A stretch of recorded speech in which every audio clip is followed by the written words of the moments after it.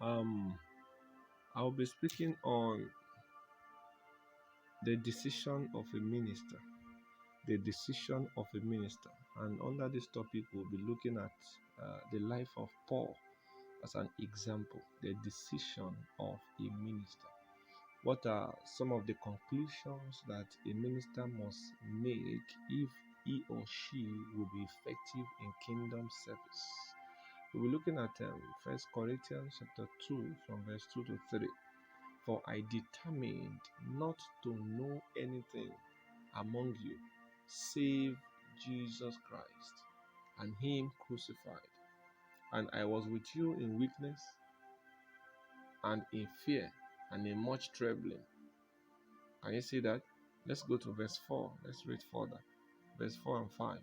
And my speech and my preaching was not with enticing words of man's wisdom, but in the demonstration of the Spirit and of power, that your faith should not stand in the wisdom of men, but in the power of God. The decision of a minister. Paul said he chose not to know anything. Another word that can replace that word anything is anyone. For Paul, ministry is not about knowing people, it's about knowing the caller. So Paul told his congregation clearly, he wrote an open message, an open letter to everyone. Said, I have decided not to know anything. I've decided not to know anyone among you except Jesus. A person that's going to be a true minister must also make this determination. This is the first determination you will make if you really want to serve God genuinely. You must be determined not to know anything, not to know anyone except Jesus. There's only one person that you are supposed to know, and that person is Jesus. Many people cannot even discern the voice of God because they know too many things. They know this one, they know this one, they know how to mix some things together to get some things going, they know how to see some people. You will not be effective like that. You will not be effective. There's just one person to know. One person. Can we follow the example of Paul here? If you really want to be a minister that will be rewarded on the last day, you need to follow this example from Paul. So when Paul is saying, I have made my decision not to know anything, what does it mean when he said, I don't want to know anything? There are some people, God has called them, but they are doing too many things. They are into this, they are into that, they are into that, they are into this. So because of those things that they have involved themselves in, it became very hard, very difficult for them to be effective in what God has called them into. Learn from Paul. Paul said, I have determined not to know anything. Have determined not to know anyone. There are some ministers that, when they have programs and commissioners or political ministers or governors or president enters into their congregation, immediately they will change their message. The reason is because the person they know is more than Jesus. They know Jesus, but they know other things too. A man that will discern the voice of God accurately must know only one person.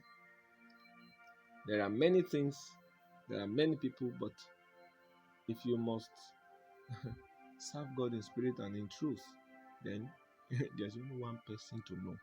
Let me read verse 2 again, very powerful.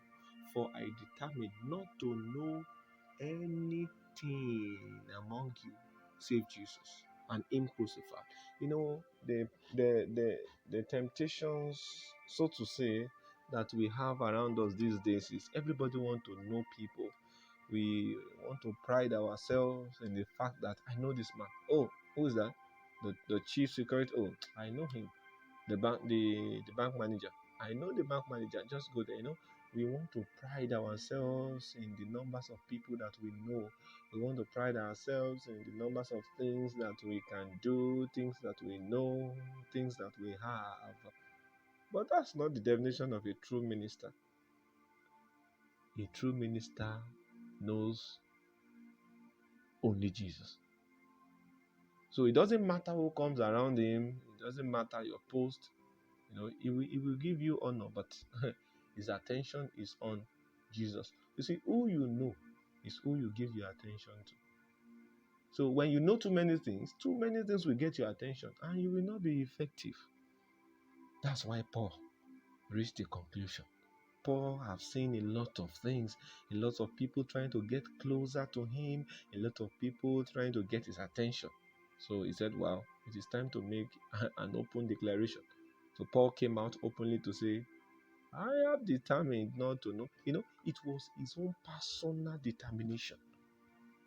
Every minister must also have this. You must be determined to know only Jesus.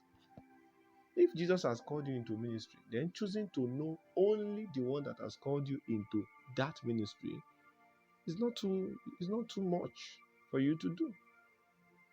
Remember, only one thing is needful. Another way to put that is that only one person is needful. When Jesus said one thing is needful, he was indirectly saying one person is needful. And this was the revelation that Paul caught here. And he said, I've decided not to know anything except for Jesus. Only one person is needful, and that's the person that has called you. So fix your attention on him, and of course, you will you prepare yourself for everything that he can give. The Lord bless you. The Lord keep you. The Lord cause his face to shine upon you in the name of Jesus.